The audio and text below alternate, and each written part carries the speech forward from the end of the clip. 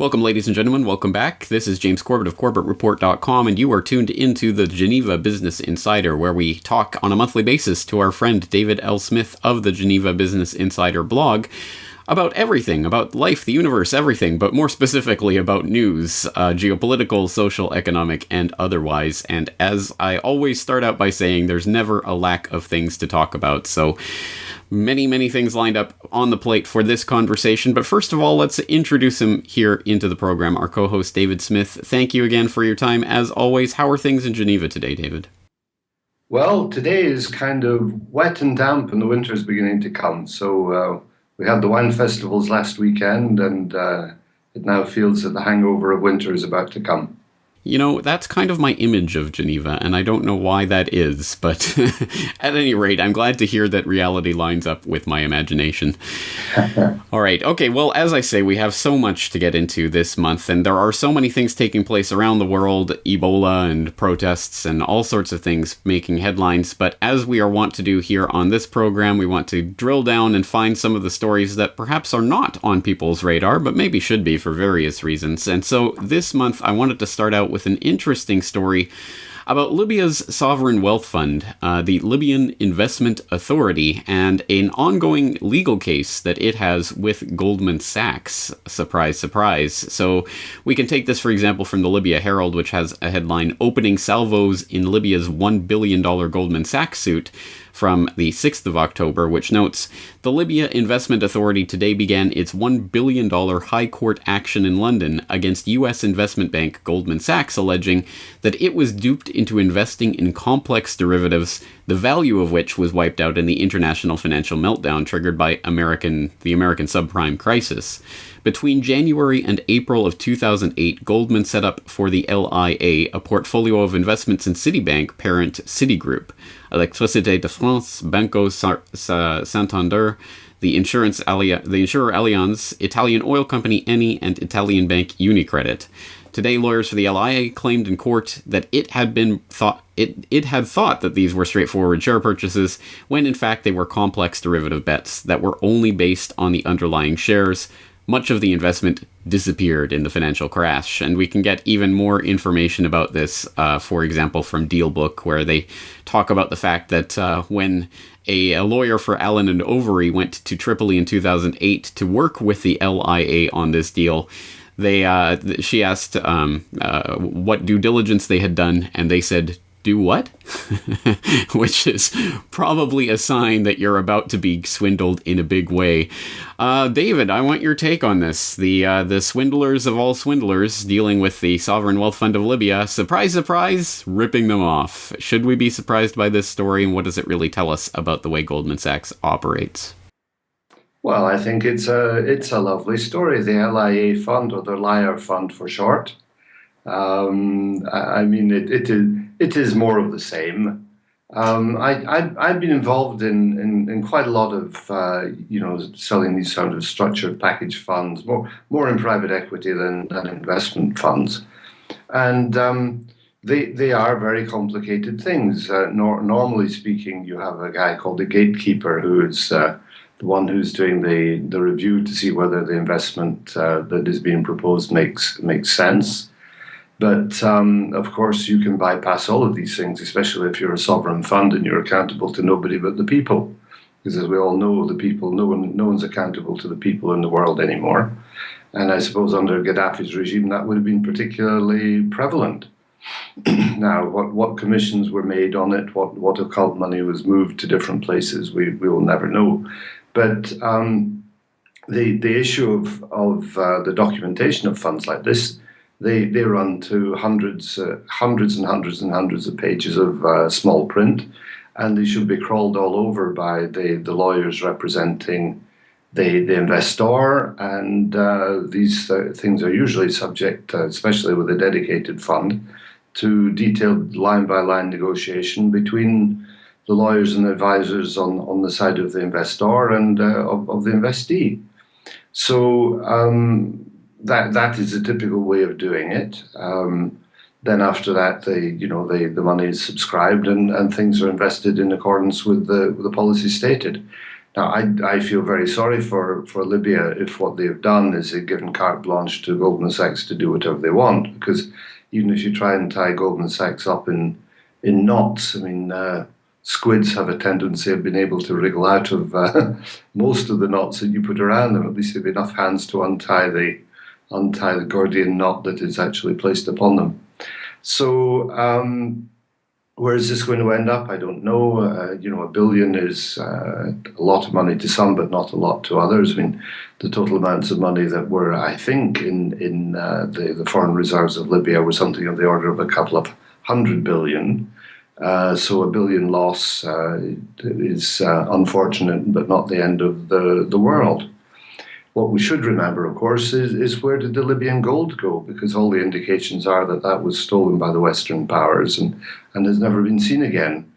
And there was probably more money than than $1 billion involved in that, because that only accounts for maybe 20 tons of gold or some 25 tons of gold. So it's an interesting story, but it just goes to show that all of these international banks, when they go to a country, they're not in the least bit interested in all of these wonderful stories about helping the country, investing their money, trying to help them develop. They're interested in taking the money they can get their hands on, using and abusing it in the best way possible. And of course, the other thing that no one ever really looks at too seriously is who is on the winning side of all these tragically losing trades that actually took place, where Goldman was trading in derivatives instead of the real shares. And no doubt that will be held in offshore structures all over the place. And I'd be very surprised if Goldman saw none of the profits on the other side of the deal. Well, yes, I mean, this brings up the sort of two different issues that you talked about. First is the raping and plundering of Libya in connection with, of course, the NATO takeover and bombing of that country. But I think the other part of this, of course, is Goldman and its history of doing things like this, and the fact that, of course, it wasn't just the LIA fund, the liar fund, as you say. It wasn't just them that got caught up in this. It was a lot of different investment vehicles, including back in 2012, the Dutch Transport Pension Fund sued Goldman Sachs as a result of Goldman Sachs Asset Management's decisions while they were the fiduciary manager for that pension fund. And of course, I mean, we could go back into Goldman Sachs history and find all sorts of examples of this. But I think probably the most important with regards to this story in particular is the fact that it's admitted now, and absolutely 100% mainstream news from the New York Times, for example, from December 2009, banks bundled bad debt, bet against it, and won, talking about the strategy that the banks used in the run-up to the subprime crash, which was to bundle their CDO toxic derivative crap, sell it to their customers, and then bet against it. And that's what they did time and time again, and it sounds exactly like what happened to the LIA fund, so perhaps just par for the course for the vampire squid. Again, I mean, this seems to be the actual strategy that was used to run up the bank's overall wealth in the run-up to the subprime crash, which of course resulted in mega bailouts for the banks. Sounds like win-win-win-win for the banks. Well, just look at what happened in Greece. It was the same thing there. I mean, they window dressed the Greek debt situation and then bet against that as well. So, I mean, there is no shame in conflict of interest. The only thing that Goldman seems to want to do is to seek situations where conflicts of interest clearly exist and profit from them, and profit from the fact that the American regulators, they're untouchable in the eyes of the American regulators. And the recent admissions by or the recent recordings that have come out regarding the Fed and the conversations about Goldman by Fed officials show the feeling of impotence or subservience to the companies, which the American government and its various administrative branches should be actually regulating. The people who are in there are concerned that there is a small element, I think, of the guy who's in the regulator doesn't want to screw up the actual business operations, which is okay. But regulators are there to have a healthy conflict of interest between themselves and the people they're regulating. But to go from that to subservience to a regulatory capture where they know perfectly well if they play the cards right, they're going to get a job earning 5 times more money for services rendered a few years later. It is all just part of a corrupt system. And then, of course, the vast amounts of monies made by the Goldman Sachs find their way into party fund contributions and re-election campaigns and support of the unsupportable. So it is business as usual. It's the American business model exported to Libya, and it's just one manifestation amongst hundreds of others. It certainly is. So at any rate, we can put this on that data graph as one of the points that connect and make a bigger picture. And again, I don't think that this needs to be spelled out in exhausting, endless detail, because I think, again, we know this is the sine qua non of these banks and the way they operate. But let's address the other side of that, what you raised, talking about Libya and the plundering of that country in the invasion. Of course, we have the official story that we can get from places like Fox News. Libya's loot. South African banks may hold $1 billion in gold, diamonds stolen by Gaddafi. Talking about how, Libyan strongmen had bundled off $1 billion in loot to South Africa for safekeeping during the crisis or what have you, and it may just be lingering there. I think that's the official story, but then we have the other alternative side of that story, which was that Gaddafi was actually planning on introducing the gold dinar as a African currency, an Africa-wide currency, backed up by gold, made from gold, and apparently this was happening in the months leading up to the actual invasion itself. This we can get from example from RT, Saving the World Economy from Gaddafi, talking about how Gaddafi did not give up. In the months leading up to the military intervention, he called on African and Muslim nations to join together to create this new currency, the gold dinar, that would rival the dollar and euro. They would sell oil and other resources around the world only for gold dinars. So this is a story that, again, I'm not sure where this is sourcing from or how reliable is this story, but what's your take on the way that the Libyan economy was treated and the reasons for that invasion in the first place? Well, I think take one step back for a moment. If you read an article there saying that the $1 billion was held in South Africa was stolen from Libya. Well, no one actually mentions the $1 billion which has been stolen from Libya by Goldman Sachs by their rig trading practices, which eliminated all of the money. In addition, South Africa is the most stable country in the African continent. It was the one that Libya supported the most during its pre-independence days and when Mandela was in prison. And it seems entirely logical that money and assets should be held there. In the same way as if we take a look at the Western world, we say, well, it's perfectly all right that the British gold or German gold is sitting in a bank account in the Federal Reserve in New York. But all of a sudden, when it happens to be Gaddafi, it's stolen. Now, the other question I'd have is if you're a dictator in a country which you regard as your own, why do you actually need to steal anything? Because it's all yours anyway. So this is Western media misrepresenting flagrantly the situation. Now, as far as the gold currency situation is concerned, yes, Gaddafi did more than float that idea. He was actually actively promoting it in the Union of African States at their conferences and so on. And the only time you can actually recommend a gold standard and have any chance of surviving with your life is when you're a nuclear power. If you happen to be a simple, Bedouin in the desert with a bit more money and a bit more oil than someone else, then you're immediately attackable by the forces of liberty and freedom that come down on you from a great height with 500-kilo bombs. So and anything that shows any signs of trying to break the power of the petrodollar has in the past been dealt with extremely severely. And if you look at it from the Americans' point of view, they have to do that. They cannot allow it to break apart, because if the petrodollar and the and the US dollar reserve currency status collapses, then America collapses with it. It's as simple as that. And what we're seeing now are very powerful forces which are working on doing that. But for Gaddafi, it's like a little breach in the wall of the dam. It's not the Gaddafi and his saying, well, let's have some gold standard that's going to break the bank of the Federal Reserve Bank of the US.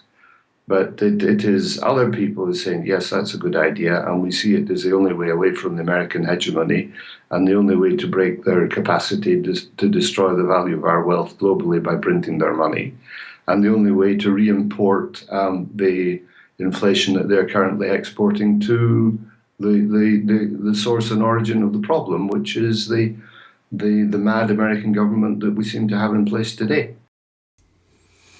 Unfortunately so, and of course that means that what we saw in Libya is, again, just one data point in a much bigger picture that unfortunately continues to unfold. So, again, I think we can use that knowledge that we gained from examining that one particular issue to find out more about what's happening in the world generally, and obviously we'll have to continue to keep our eyes on some of the uppity figures that continue to persist in trying to create alternative currencies or currencies that may be backed by something else, and I think China is currently engaged in that process. But let's turn to a completely different topic. Well, perhaps not completely different. It still involves the same general themes of corruption, bribery, swindles, and people losing hundreds of millions of dollars. In this case, we turn our attention to GlaxoSmithKline, GSK, of course, the UK pharmaceuticals giant, which many people may not have heard. I thought this was a pretty big story, but I didn't see it reported in many places.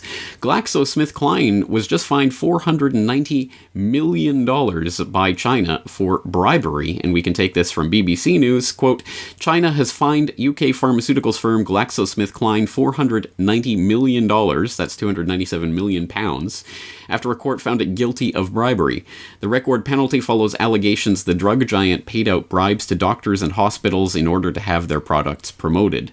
The court gave GSK's former head of Chinese operations, Mark Riley, a suspended 3-year prison sentence, and he is set to be deported. Other GSK executives have also been given suspended jail sentences. And this, amazingly enough, is just one of the ongoing investigations into GSK corruption, including one that is currently undergoing in the UK. We can take this from CNN Money, which notes that British drug giant GlaxoSmithKline has revealed that it is the target of a criminal probe led by United Kingdom fraud investigators. GSK will contribute fully with the investigation by the UK Serious Fraud Office. The company will cooperate fully with the investigation, the company said in a statement issued Tuesday. GSK is committed to operating its business to the highest ethical standards, the statement said. Additional details were not provided in the statement, and a company spokesperson said the firm didn't have further information at the moment. The Serious Fraud Office, which focuses on complex fraud and corruption cases, has not yet issued a public statement regarding the inquiry. So we really have no idea what that's about yet, apparently. But this article goes on to note that GSK has also confirmed it is the subject of a Polish Anti-Corruption Bureau investigation, as well as ongoing investigations into its operations in Jordan and Lebanon. And this is all on top of a 2012 $3 billion fine that it was subjected to by the U.S. Justice Department after failing to report safety data on some of its most popular drugs, which I believe was the largest settlement in U.S. history. So again, GSK again and again and again being investigated and convicted for fraud and bribery and swindling of various sources. David, your take on this? Well, I think it's absolutely terrific. I mean, if you look at it from the point of view of Lloyd Blankfein and Jamie Dimon, they would be so proud of the chief executive of GlaxoSmithKline that they'll put a strong buy order out on the shares. They say, well, you know, this guy, he has understood the banking business model. He has actually transferred it to a different area where we don't have the expertise, which is namely the pharmaceuticals world. And in the course of it, he has been able to make huge amounts of money. And once again, you know, he will have a private jet, corporate jet, almost as big as the ones that we have, out of doing the same thing to Goldman Sachs. You know, JP Morgan and the American people in general. Now, this guy really has got a good idea because he's getting through every door in the world. You know, there are 1.4 billion, I think, Chinese, and he's ripping off each and every one of them. We, unfortunately, are running the banks. You know, we can only rip off, kind of $1 billion hits on little countries like Libya, and they're only 160. But, imagine what you could do over a prolonged period of time with 1.4 billion people whose budgets on health they obviously increase with the wealth of the country. I mean, this is a fantastic business model. Strong buy. Unfortunately, you are exactly correct on this. I mean, obviously, it's just the cost of doing business, and if it does increase overall sales in order to do some of these shenanigans, well, do what you got to do, and hope you don't get caught, but if you do, you just pay the price and walk away, as these officials are going to do in China with their suspended jail sentences and deportations, as if that's going to hurt them. But let's dwell on that idea of the stock price, because it's interesting. Immediately after the announcement of this $490 million fine, the stock price for GSK actually went up slightly because the decision gave clarity as to the future of the company. There was some concern about what would happen, but given that there was clarity with this decision, the stock price recovered somewhat. It has declined somewhat since then, but not significantly so. In fact, it was much greater declines earlier this year when there was still this question of the open investigation in China. So it hasn't really significantly affected the stock price. Something that's been noted in a hand-wringy kind of way by, for example, businessetc.com, which had a story up why GSK has been immune to Ebola gains. An interesting topic altogether, talking about the general lift on the stock market for a number of companies involved in developing Ebola-related vaccines and or treatments, including Techmira Pharmaceuticals, Newlink Genetics, and ZMAP, etc. They've all seen lifts in their stock prices, while GSK, which is in the final stages of human, or I believe beginning human testing of its vaccine for Ebola, has not seen a similar stock lift. And this article goes into great depth, why is this happening? Why aren't they getting the stock lift? And they come up with various reasons for this. But it's interesting that of course it ultimately boils down to the bottom line, and people seem to not be that concerned about the fact that this pharmaceuticals giant is paying doctors to pimp their products and doing other sorts of unethical practices, because again, it's just the cost of doing business. So at the end of the day, this doesn't seem to be hurting the company really significantly at all. No, I mean, I think in terms of the settlement would have been largely discounted in the eyes of the investing firms, So the fact there isn't a huge change in the share price doesn't matter, and it's a one-off hit, and it really doesn't matter if it's 500 million or 600 million. It's one-off, and that's it. And then you look at where the company is going forward. But this whole issue, we talk about GSK in China. My goodness, if you go around the world, the pharmaceutical companies are doing this everywhere. I mean, I live in Switzerland, and the number of conferences and events that they organize, and accompanied trips for families and all the rest of it for doctors who are prescribing their drugs, and then all of the little advantages that they come around and offer and promote. And this covers the Novartises, this covers the Roche, this covers all of the big names in pharma. I mean, I have to say, I'm absolutely not a pharma specialist beyond, buying pills for a headache after a long night out on the town or something. But the opportunities for this kind of thing are vast. The margins are vast, and again, it's the cost of doing business. But the whole issue of share price is reacting to market conditions. I mean, we jump to another sector, and you look at the military-industrial contractors business, where the share prices have gone up 10% since the beheadings began. I mean, now if you think about it, each beheading in terms of market capitalization is probably worth $10 billion. So there are some people there who have an even bigger vested interest in these kind of grotesque, horrible things going on than anything else. It's a crazy world that we live in. That is. I mean, that's crazy, and I hope the viewers aren't just going to gloss over that fact and really dwell on it, that these beheading videos, whether they're real or not, actually increase the bottom line for a number of companies. I mean, there are people who have direct investments in the fear that is created by this. It's a sick system. It is a sick system that we're living in right now, and we are the patient that's suffering through that sickness. But don't worry, because U.S. regulators and investigators are on the job, and they're keeping us safe from all of this fraud, because apparently, according to DealBook, big banks face another round of U.S. charges. The Justice Department is preparing a fresh round of attacks on the world's biggest banks, again questioning Wall Street's role in a broad array of financial markets. With evidence mounting that a number of foreign and American banks colluded to alter the price of foreign currencies, the largest and least regulated financial market, prosecutors are aiming to file charges against at least one bank by the end of the year, according to interviews with lawyers briefed on the matter. I always love that, briefed on the matter. Those are always the best sources.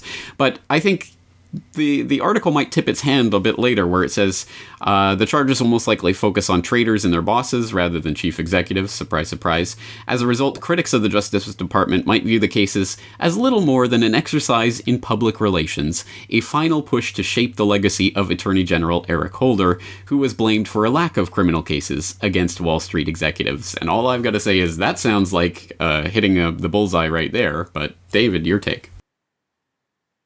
Well, it is the same thing. I mean, you cannot have a situation where fraud existed for 10 years, let's say before 2008 when the collapse came along, and the regulators did nothing during that period of any significance. Then the consequences of that fraud became extremely apparent in 2008, and 6 years later, nothing of any significance has been done.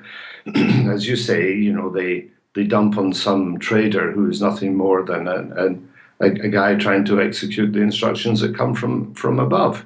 It's like blaming the soldier on the front line after he's been told to shoot, and the generals say, "Well, we weren't there. Goodness me, did he actually shoot a gun?" So the whole thing's a farce. I mean, the Attorney General, I think, is probably one of the worst they've ever had. He's certainly been completely unethical. He has been a reverse racist in many issues where he should have actually taken a position to stop the abuses that were going on. He has been a fast and furious failure, I think we could say, to quote his own terminology. And but it is typical of a totally corrupt Obama White House. I mean, if you see Obama, he has managed to bomb more Muslim countries, having been awarded the Nobel Peace Prize, than most people who never got a Peace Prize had managed to do. So it seems that the criteria of success nowadays for a Peace Prize in this upside-down world is how many people have you bombed and killed. And the whole thing is dramatically bad.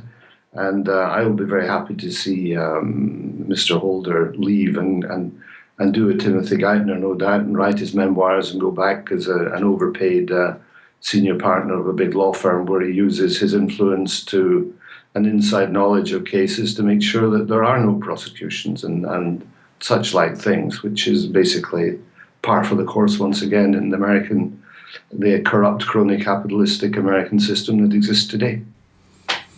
Well, you raise an interesting point, because I guess Kissinger only won the Peace Prize for bombing Vietnam openly and Cambodia secretly and illegally, not to mention what he did in Chile and elsewhere. But Obama has been involved in many more countries, hasn't he? So he's really earned his Peace Prize.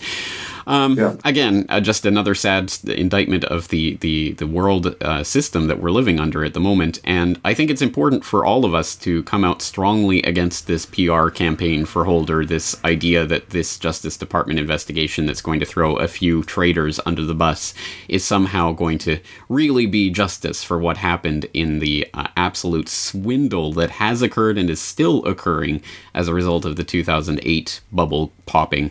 Just an absolute crazy series of events that has led us here, and really fueled by a lot of ignorance, yes, some of it willful ignorance on the part of the public, a lot of misinformation, and unfortunately, again, I think that this is systemic in every possible way. So We've done a whirlwind tour of a lot of these cases, and unfortunately I have to get going, so we will have to end the conversation at this point. But David L. Smith, why don't you direct people to your coordinates once again and tell them about your services?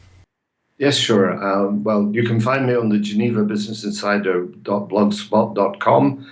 I run a Geneva-based financial advisory company. I don't give investment advice, but it's general financial advice. And you can find this interview and many others with James and other people on my website. Thank you. Absolutely. Well, then, until next month, I think we'll leave it there. David L. Smith, always a pleasure talking to you. Have a great day there in Geneva. Good to be here under the rain in Geneva. Thank you.